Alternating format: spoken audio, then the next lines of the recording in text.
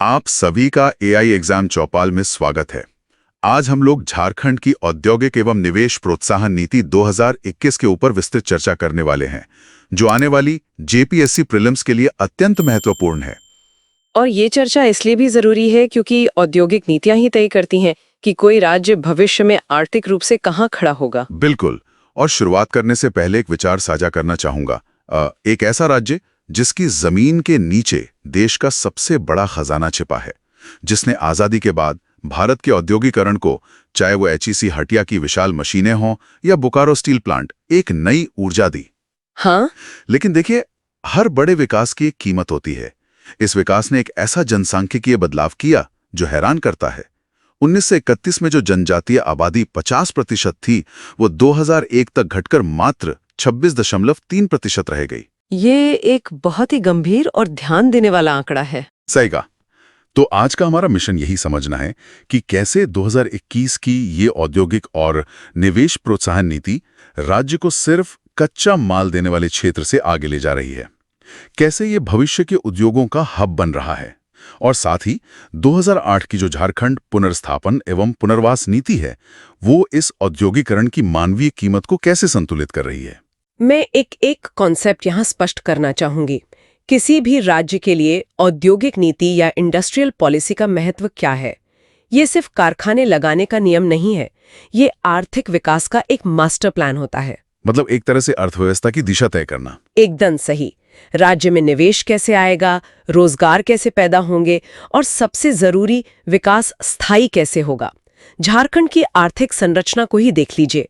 ये पूरी तरह से रिसोर्स बेस्ड यानी खनिज संसाधनों पर आधारित रही है, जो कि एक वरदान भी है और अगर देखा जाए तो एक चुनौती भी है। बिल्कुल। जब सारा ध्यान केवल कोयला या लोहा निकालने पर होता है, तो जो स्ट्रक्चरल कंस्ट्रेंट्स आते हैं, मतलब बुनियादी ढांचे की कमियां, उनके कारण बाकी उद्योग पनपे नहीं पाते। भारत के बाकी राज्यों के बीच जो निवेश को लेकर प्रतियोगिता चल रही है, उसमें टिके रहने के लिए एक आधुनिक नीति बहुत जरूरी थी। तो ये जो नीतिगत सफर है, ये रातों रात तो नहीं तय हुआ होगा।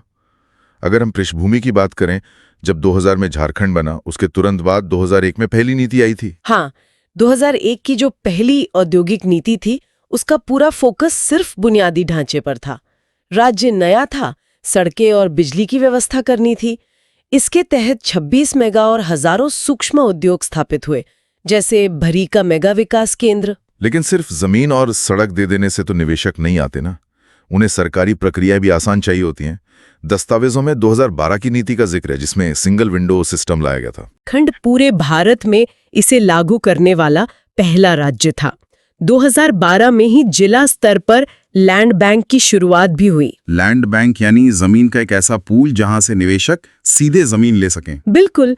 फिर 2016 आते आते एक बड़ा रणनीतिक बदलाव हुआ। भारी उद्योगों से हटकर कपड़ा और टेक्सटाइल जैसे श्रम प्रधान यानी लेबर इंटेंसिव उद्योगों पर जोर दिया गया।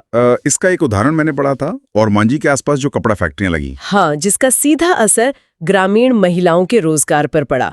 और 2016 के ही आसपास एक कानूनी ताकत भी दी गई, सिंगल विंडो क्लियरेंस एक्ट 2015 के जरिए, जिसमें डीम्ड अप्रूवल का कॉन्सेप्ट था। मतलब अगर तय समय में फाइल पास नहीं हुई तो उसे स्वतः स्वीकृत मान लिया जाएगा। इसने लाल फीताशाही पर बहुत गहरा प्रहार किया। ये तो हुई पृष्ठभूमि। अब आते हैं हमारे मुख्य विषय पर, झारखंड औद्योगिक एवं निवेश प्रोत्साहन नीति 2021। इस नई नीति का विजन क्या है? क्योंकि लक्ष्य तो बहुत बड़े रखे गए हैं, 5 लाख नए रोजगार और 1 लाख करोड़ रुपए का निवेश। देखिए, 2021 की नीति का जो सबसे कोर विजन है, वो है सस्टेनेबल इंडस्ट्रियलाइजेशन या सतत औद्योगिकरण। राज्य समझ चुका है कि कोयले से आगे सोचना होगा। इसका आर्थिक तर्क ये है कि हमें इन्वेस्टमेंट ड्रिवन ग्रोथ चाहिए, जो सिर्फ खनन पर निर्भर ना हो। और अगर हम इसके मुख्य उद्देश्यों की बात करें, जो ऑब्जेक्टिव सेट किए गए हैं, इसके कई स्पष्ट उद्देश्य हैं। पहला, औद्योगिक विकास को तेज करना। दूसरा, बड़े पैमाने पर निवेश को आकर्षित करना। तीसरा, जैसा कि आपने बताया, रोजगार सृजन। इसके अलावा ईज ऑफ डूइंग बिजनेस को जमीन पर उतारना, एमएसएमई सेक्टर का विकास और संतुलित क्षेत्रीय विकास। संतुलित क्षेत्रीय विकास से मतलब है कि सिर्फ रांची या जमशेदपुर ही नहीं, बल्कि पूरे राज्य में उद्योग लगे। सही कहा। और इसी को ध्यान में रखते हुए प्राथमिक औद्योगिक क्षेत्रों यानी प्रायोरिटी सेक्टर्स का चुनाव किया गया है। ये बहुत दिलचस्प हिस्सा है। प्रायोरिटी सेक्टर्स में माइनिंग और स्टील तो हैं ही, लेकिन इस बार फोकस भविष्य के उद्योगों, जिन्हें हम इंडस्ट्री 4.0 कहते हैं, उस पर है। हाँ, आदित्यपुर को पूर्वी भारत का इलेक्ट्रिक वाहन यानी ईवी हब बनाने की तैयारी है। इसके अलावा ऑटोमोबाइल, इलेक्ट्रॉनिक्स, आईटी और आईटीईएस, इन सभी को प्राथमिकता दी गई है। इथेनॉल और फूड प्रोसेसिंग भी लिस्ट में है। बिल्कुल, इन सेक्टर्स को चुनने का लॉजिक ही यही है कि ये रोजगार भी देते हैं और भविष्य की तकनीक से भी जुड़े हैं। अब एक निवेशक के नजरिए से सोचें, 1 लाख करोड़ का निवेश ऐसे ही तो नहीं आ जाएगा। इसके लिए जो इन्वेस्टमेंट इंसेंटिव स्ट्रक्चर यानी निवेश प्रोत्साहन संरचना बनाई गई है, वो कितनी अलग है। ये बहुत ही सरल और आकर्षक है। पुरानी नीतियों में ABC श्रेणियों की जो जटिल व्यवस्था थी, उसे खत्म कर दिया गया है। तो अब सब्सिडी कैसे मिलती है? अब कैपिटल सब्सिडी यानी पूंजीगत सब्सिडी की एक समान दर 25% तय कर दी गई है। 25%? मतलब अगर मैं फैक्ट्री लगाता हूं तो लागत का 25% सरकार देगी? जी, लेकिन इसकी अधिकतम सीमा उद्योग के आकार पर निर्भर करती है। जैसे सूक्ष्म उद्योगों के लिए ये 1 करोड़ रुपए तक है। इसके अलावा एक बहुत बड़ा इंसेंटिव है, 100% SGST रीइंबर्समेंट। 100% SGST की वापसी? ये तो शुरुआती सालों में किसी भी व्यापार के लिए संजीवनी का काम करेगा। इसके साथ ही ब्याज सब्सिडी, बिजली शुल्क में छूट और स्टैम्प ड्यूटी में पूरी तरह से छूट भी शामिल है। इसका मुख्य उद्देश्य निवेश के शुरुआती जोखिम को कम करना है ताकि औद्योगिक विकास में तेजी आए। और MSME और स्टार्टअप्स के लिए क्या खास रणनीति है? क्योंकि रोजगार तो सबसे ज्यादा छोटे उद्योग ही देते हैं। एकदम सही। MSME के रोजगार सृजन की क्षमता को देखते हुए उन्हें विशेष इंसेंटिव्स दिए जा रहे हैं। स्टार्टअप्स के लिए इंक्यूबेशन सेंटर्स और सीड फंडिंग का सपोर्ट है। ये पूरा मॉडल एंटरप्रेन्योरशिप को बढ़ावा देने के लिए डिजाइन किया गया है। चलिए, नीतियां तो बहुत अच्छी बन गई, लेकिन इन्हें लागू कौन करेगा? इसका इंस्टीट्यूशनल फ्रेमवर्क या संस्थागत ढांचा कैसा है? इसे लागू करने की मुख्य जिम्मेदारी उद्योग विभाग झारखंड सरकार की है।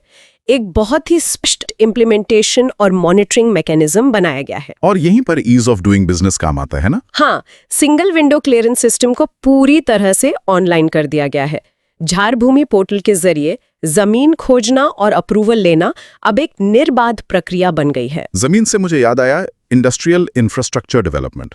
सरकार नए औद्योगिक क्षेत्र और पार्क विकसित कर रही है ताकि निवेशकों को रेडी टू यूज इकोसिस्टम मिले। बिल्कुल, लेकिन देखिए, जब हम जमीन, इंफ्रास्ट्रक्चर और 1 लाख करोड़ के निवेश की बात करते हैं तो एक बहुत ही गंभीर और मानवीय पहलू सामने आ जाता है। विस्थापन। हाँ, विस्थापन। बड़े उद्योगों के लिए जमीन चाहिए, जिसका सीधा अर्थ है लोगों का अपनी जगह से हटना। और झारखंड का इतिहास इस मामले में काफी दर्दनाक रहा है। चांडिल डैम का ऐतिहासिक संदर्भ हम सब जानते हैं। 116 गांव डूब गए थे और लगभग 19,000 परिवारों को अपना घर छोड़ना पड़ा था। इसी ऐतिहासिक घाव को भरने के लिए और इस असंतुलन को ठीक करने के लिए 2008 की झारखंड पुनर्स्थापन एवं पुनर्वास नीति को समझना जरूरी है। यह नीति विस्थापितों को विकास के रास्ते की रुकावट नहीं, बल्कि सहभागी मानती है। यही इसका सबसे बड़ा वैचारिक बदलाव है।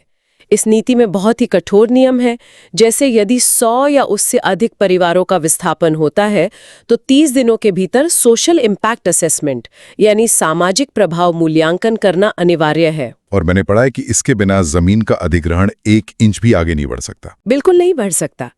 और इस नीति का जो सबसे क्रांतिकारी हिस्सा है वो है परिवार की नई परिभाषा। हाँ, आमतौर पर तो सरकार पूरे घर को एक ही परिवार मान लेती है, लेकिन 2008 की नीति के अनुसार एक ही घर में रहने वाले 30 वर्ष से अधिक उम्र के अविवाहित बच्चे, विधवाएं, अनाथ या 40% से अधिक दिव्यांग व्यक्तियों को अलग परिवार माना जाता है। इसका मतलब है कि एक घर छिनले पर उन्हें अलग-अलग परिवारों के हिसाब से पैकेज मिलेगा। जी, और इस पैकेज में आवास के लिए ग्रामीण क्षेत्रों में 10 डिसमिल जमीन या 1 लाख रुपए नकद शामिल है। और रोजगार के मोर्चे पर हर विस्थापित परिवार के कम से कम एक सदस्य को नौकरी दी जाएगी।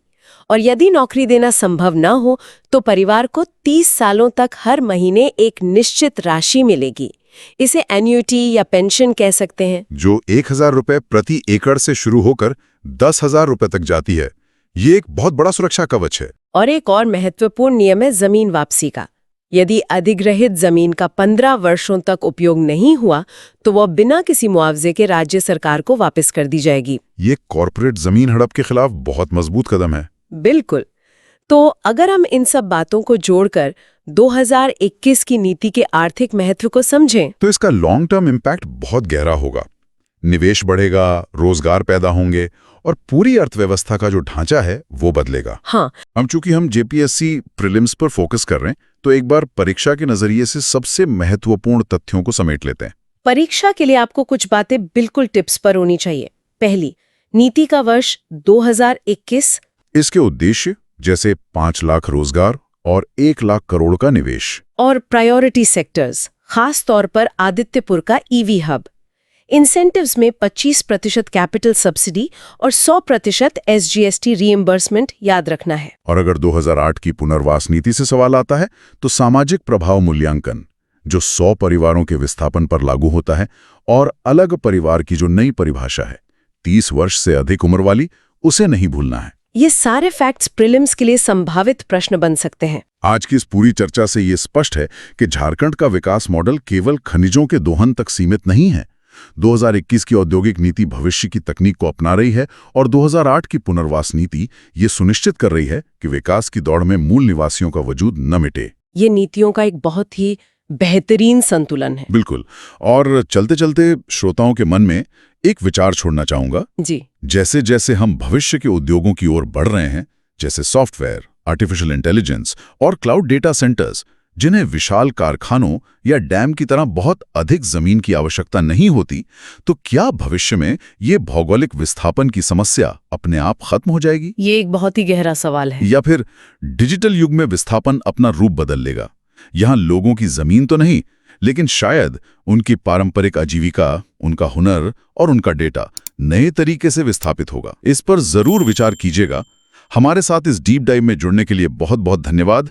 वीडियो को लाइक करें, इसे अपने साथी परीक्षार्थियों के साथ शेयर करें और चैनल को सब्सक्राइब जरूर करें ताकि जेपीएससी की तैयारी के लिए ऐसे ही विस्तृत लेक्चर्स आपको मिलते रहें।